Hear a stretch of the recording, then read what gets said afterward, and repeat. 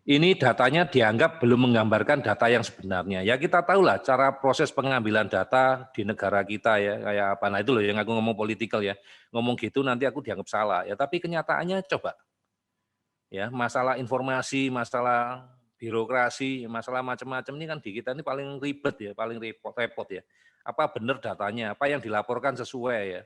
Ya kayak kasus-kasus kemarin ya, yang heboh itu yang menantunya Pak Jokowi itu yang memecat lurah atau siapa itu yang dipecat itu ya sama kepala dinasnya dipecat atau apa ya karena ketahuan pungli ya. Nah, ditanya kamu pungli enggak? Enggak.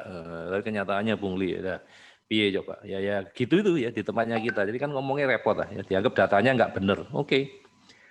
10 Juni ini kebetulan saya kenal ya.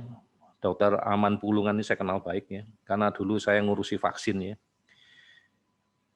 Dia ngomong di 10 Juni 2020 itu setahun yang lalu ya. Angka kematian anak yang positif COVID sudah mencapai 30 orang. Ini penting, buat kami penting. Ngomongnya ke anak, karena itu tadi, anak ini terpapar dari mana?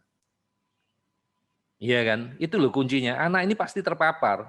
Siapa yang nulari? Ya pasti orang terdekatnya. Nah orang terdekatnya itu kalau kita ngomong, how stupid gitu loh. Goblok banget gitu kok sampai so nulari gitu loh. Ya, nah, makanya kita harus belajar jangan sampai kita jadi orang yang stupid tadi itu, ya. Jangan sampai kita nulari keluarga kita, ya. Hari ini banyak banget kalimat-kalimat seperti itu, nggak usah sakit hati, karena ini hanya penekanan, ya penekanan presentasi saya supaya kita lebih hati-hati, ya, lebih waspada. Jangan kita jadi orang bodoh, ya. Kemudian dia mengatakan ini ya sudah meninggal sekian persen, oke.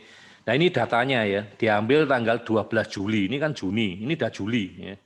Dari bulan Juli, ini enggak tahu data dari mana ya, saya cuma ngambil dari internet, lagi-lagi dikatakan nih, usia 0 sampai 5 tahun ada 1.651 kasus. Nah, kalau di anak-anak ya, definisi anak-anak menurut dokter anak, itu usia 0 sampai usia 18 tahun itu anak-anak. Ya, padahal anak umur 12 tahun udah gedenya kayak gitu, kadang-kadang kita juga bingung, ini masuk anak atau masuk dewasa ini ya, oke. Kemudian yang terbanyak adalah usia di 6 sampai 18 tahun. Ini usia terbanyak. Ya, kemudian dilihat yang mati. Memang banyak yang terinfeksi di usia 6 sampai 18 tahun, tapi yang mati terbanyak ada di usia di 0 sampai 5 tahun, 2,1%. Ya, jadi karena mereka nggak bisa ngapa-ngapain anak kecil, ya. Kalau yang anak lebih gede mungkin bisa diajarin, bisa diapain ya. Oke. Ini pendapatnya dia waktu itu, ya Dokter Aman Pulungan ya. Kalau sekolah dibuka, wah ini kita kan sudah nih guru-guru ya, hari ini tadi udah dengar ya dari teman-teman dari Mata Hati udah divaksinasi karena Mata Hati itu institusi sekolah, kita udah dapat juga vaksinasi ya. Kemudian saya juga vaksinasi, saya juga kebetulan masuk di grupnya guru ya, karena saya yang nakes kemarin enggak kebagian ya. Nah ini kalau sampai dibuka, kalau guru-guru itu enggak kita amankan, kan dia jadi orang terdekat yang bisa menularkan. Ya. Nah ini jadi Bapak Ibu nanti nggak bisa nuduh nih. Ya. Ini dari Pak Guru dan Bu Gurunya, dari terapisnya, kita sudah imunisasi ya, minimal ya sudah ada garansi bahwa kita relatif ya lebih steril gitu ya. Nah ini kalau sekolah dibuka, kemungkinan akan ada 1 juta anak yang mati. Karena kenapa? Karena kekebalan komunitas, ini herd immunity, tanpa vaksin. Jadi ini kalau nggak divaksin itu tahun 2020 nih, masih belum ada vaksin. Kita kan vaksin baru terakhir-terakhir ini baru ada. Vaksinnya juga belum ada waktu itu kan. Ini kalau sampai sekolah dibuka waktu itu, dan ini kekebalan imunitas di komunitas belum ada, ini bakal 1 juta yang mati anak-anak ini gara-gara sekolah ini. Ketularan di sekolah, ketularan teman-teman sekelasnya ya. Apalagi kalau di anak-anak, kebayang enggak anak-anak bisa menjalankan progres enggak? Wah ribet banget ya. Kalau lihat video-video itu ya, orang Cina, orang Jepang, orang Korea gitu begitu tertib. Apa di Indonesia bisa pertanyaannya? Ya bukan kita meremehkan bangsa kita, tapi siap enggak orang-orang kita kayak gitu ya. Wong bapak ibunya aja kayak gini ya, apalagi anak-anaknya ya lebih repot lagi ya. Nanti itu saya bahas ya. Ini memang sangat politis ini ya, sangat politis ya. Nah, ini hitungannya ya. Kalau 60 juta anak yang akan sekolah, dibutuhkan 50% anak yang sakit. Jadi harus ada 50% yang sakit, 30 juta anak harus sakit supaya komunitas itu terbentuk. Nah, kalau nggak mau sakit, ya harus kurang lebih 30 juta anak ini harus diimunisasi, ya supaya ada herd immunity.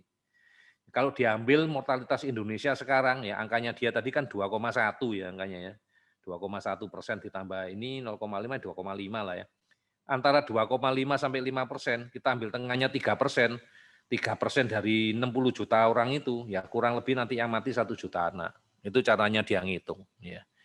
Kalau kita tetap tidak melakukan yang namanya kekebalan imunitas kepada anak-anak. Ya, ini nanti penting kenapa? Karena anak-anak kita itu bukan target yang diimunisasi.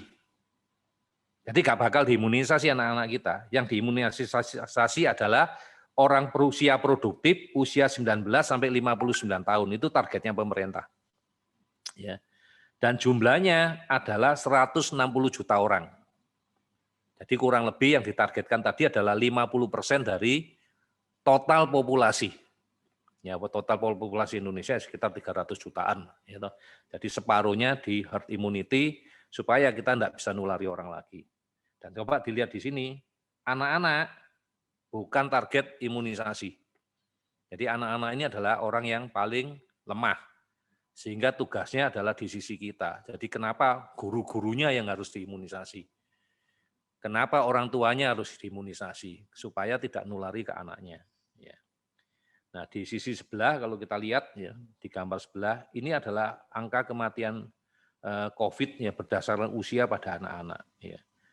Jadi sudah ada Bapak Ibu ya. Jadi jangan ngomong kayak kalau di buku tadi yang datanya Wuhan dok, aman dok, enggak ada yang mati di anak-anak dok, hanya orang tua yang punya komorbiditas, banyak penyakit penyerta. Sekarang anak-anak juga kena Bapak Ibu. Ya, virusnya juga lebih galak. Ya, hati-hati. Ini harus kita sorotin. Dan ingat, mereka enggak punya kekebalan. Oke ya, sampai sini bagaimana? Apakah sudah tahu caranya menyelamatkan anak-anak kita dari serangan COVID? Sudah paham belum caranya kita menyelamatkan? Sudah mulai kebayang dok, sudah kepikir dok. Nomor 1, kita pastikan anak kita pastikan keluarga kita menjalankan prokes dok 5M. Apa itu 5M nanti saya jelaskan. Yang kedua dok, saya pastikan dulu dok, lingkungannya itu aman dok. Aman dari penyebaran infeksi COVID, supaya anak saya tidak sakit. Ya itu paling enggak yang harus kalian lakukan ya. Aman dari mana? Kalau kalian masih berhubungan dengan orang lain ya minimal kalian sudah diimunisasi, sudah divaksinasi. Ya.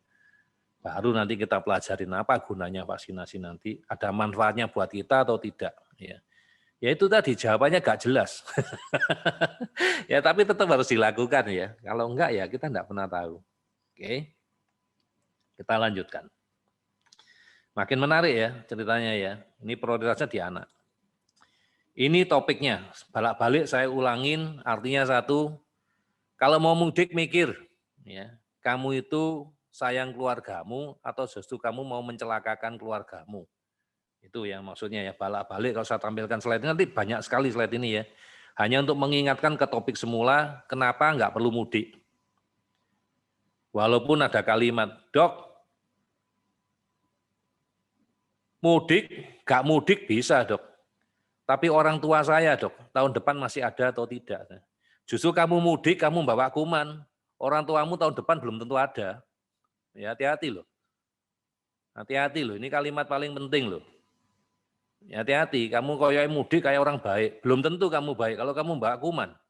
Nah makanya nanti di sesi akhir, kalau terpaksa kamu harus ketemu keluargamu, saya nanti pas libur lebaran, saya akan menjumpai orang tua saya, Dr. Setiawan. Saya sudah janjian, walaupun saya lagi berpikir, apakah nanti yang aglomerasi itu daerah Kalisdenan lah, apakah saya masih boleh melintas ke Jakarta, karena plat nomor saya B, untuk nengok orang tua saya. Seandainya boleh, apa yang harus saya lakukan, supaya saya tidak mencemari orang tua saya, yang kebetulan orang tua saya tidak bisa melakukan imunisasi, karena sudah ada beberapa penyakit morbiditas. Salah satunya hipertensi. Yang usianya udah 80 berapa ya Bapak saya? 89 tahun. Ya. Nah, ini kan jangan sampai kita egois pengen ketemu, malah kita mencelakakan dia. Ya, ini kalimatnya. Ya, kita lanjut. Ini sekarang lebih seru lagi. Ini sudah global, ya. Dibandingkan virus flu burung yang lalu itu ya, ini kasusnya lebih gila teman-teman. Ini seluruh dunia kena dan kenanya dalam waktu yang hampir bersamaan teman-teman. Gila bener ya. Dan ini sekarang statusnya kalau dari tadi kan masih pandemi ya, sekarang udah emergensi. Kenapa emergensi? Gimana gak emergensi ya? India ribut, kita belum sempat nutup perbatasan, orang-orang India masuk ya. Kemudian dari orang India yang masuk dilakukan screening, ternyata banyak yang positif, variannya varian yang aneh-aneh yang mungkin bisa nulari kita. Ya itu kan mirip kalau kita mudik ya. Kalian mudik, kalian nggak di screening, kalian bawa, kalian kan nulari orang di daerah tersebut. Kayak tadi orang-orang, ya kita nggak nyebutin raja, yang orang-orang dari luar negeri tadi, yang masuk ke kita nggak di screening, terus orang kita brengsek juga, disuap kena. Gak dikarantina, gak diapain, hanya perkara uang, nyelundup kemana-mana, nulari orang se-Indonesia Raya. Mestinya orang-orang kayak gitu dihukum berat. Ya, karena membahayakan nyawa orang lain ya. Ini kalau menurut saya loh ya, opini saya. Makanya saya bisa dimusuhi banyak orang ya. Kadang-kadang jengkel gitu ya. Wong masalah serius kok dibuat bercanda gitu ya. Nah ini kalau se-Indonesia kena semua ini loh. Kan urusannya panjang ya. Apalagi kalau kita ngomong nanti virus baru ya, apa nanti bisa dicegah, kita kan enggak tahu. Makanya topiknya enggak jelas. Ya, topik ini enggak jelas, ini baru opini. Ini enggak emergensi. Emergensinya apa, dokter? India itu loh, udah ribut. Ya loh. Wah, kalau kita bayangkan dulu ya, India berjatuhan korban ya, masih ingat ya, kita nggak pernah turun ya, kita naik terus ya, walaupun lambat kita naik terus ya. Saya sampai sekarang bingung ya, sebetulnya kita udah melewati gelombang pertama belum ya? Aku juga nggak tahu loh, data nggak ada di internet ya. Tapi orang lain kan sudah melewati gelombang pertama, India juga sudah, dan mereka sukses gitu loh. Mereka sukses, mereka terlena, sekarang muncul lagi. Itu yang mau kita pelajari. Ya, mereka perang melawan virus. Wis, caranya kuasar ya. Ketemu di jalan digebukin waduh kalau nonton videonya itu serem sampai aku bayangin. Mungkin di Indonesia harus diginiin kali ya biar kita tertib ya. Dan saya lihat semua negara yang menjalankan lockdown itu sukses. Dalam artian sukses apa? Sukses mencegah penyebaran corona iya. Tapi belum tentu sukses mengatasi masalah ekonomi. Ya, ekonominya berantakan ya. Banyak yang negara di lockdown karena nggak ada persiapan, lagi-lagi nggak ada, ya ini baru kok, mendadak kok, nggak siap kok. Ya, kecuali yang di Wuhan itu ya, rakyatnya saling mendukung ya, dari daerah lain mendukung ya. Mereka dibantu, mereka survive ya. Nah ini kalau kenanya ada kadung seluruh daerah, bukan satu kota ya kita mau dukungnya susah. Kalau cuma satu kota itu mungkin kita bisa, ya kota yang lain mendukung. Kota itu kita isolasi. Nah sekarang ada kadung luas, se-Indonesia Raya. Ya kan? Nah ini, jadi India akhirnya bubar. Ya. Yang kena infeksi banyak. Ya. Saya pelajarin teman-teman, supaya nggak terjadi di Indonesia. Karena ini kalau nggak kita antisipasi, ini kenapa kok pemerintah ribut teriak-teriak ya di mana-mana ya. Ini benar kekhawatiran pemerintah ya, saya setuju dengan mereka ya. Kalau kita nggak hati-hati di periode mudik ini, ingat loh, negara kita yang terbesar itu umat muslim loh. Dan mudik itu sudah menjadi kayak tradisi loh. Bayangkan kalau komunitas yang terbesar ini menyebarkan COVID. Se-Indonesia ya kena semua, akhirnya kita jadi tsunami kayak India. Kejadiannya seperti apa? Nah ini ya, mereka mulai loss ya, upacara-upacara keagamaan loss, pernikahan loss, sudah gak menjalankan progres lagi, hanya gara-gara angkanya sudah menurun. Padahal vaksinasi belum mencapai target 50% herd immunity, belum mencapai. Ya, jadi saya pelajari, kenapa dulu sukses? Jadi kan dia ngomong, ini tahun berapa India itu ya?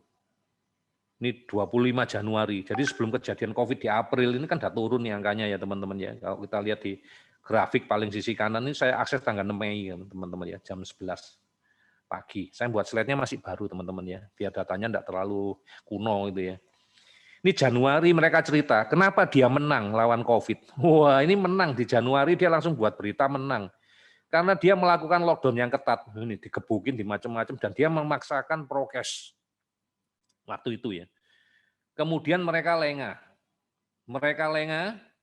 meledak, lockdown nggak dikerjakan lagi, masyarakatnya bebas merdeka mengerjakan apa saja, meledaklah. Ya. Kegiatan agama dilepas. Nah ini yang mirip kayak kita sekarang ini, nanti itu dilepas ya, kita nggak tahu ya, karena sekarang ada yang namanya OTG yang tanpa gejala ya. Dia yang bawa COVID, nulari orang di daerah, wah tuh lebih repot lagi ya, ngontrolnya susah. Bisa-bisa kita jadi tsunami. Ya. Ini yang saya paling khawatir, makanya hari ini kita punya topiknya ya khusus bahas yang masalah ini, untuk minimal kalau itu terjadi pun, jangan sampai kita bagian dari dia, gitu loh. Jangan sampai kita ikut kena ombaknya. Kita jadi orang yang di pinggir, yang kita yang selamat saja. Ya. Karena dampaknya besar teman-teman. Ya, sekarang ini besar. Ya. Nanti saya ceritakan di slide berikutnya. Ya, dampaknya besar. Terjadinya tsunami itu dampaknya besar. Semua serba sulit. Ya. Obat jadi sulit. Rumah sakit jadi sulit. Ya, dokter tenaga kesehatan jadi sulit. Ya. Jadi sudah gak ada artinya lagi ya.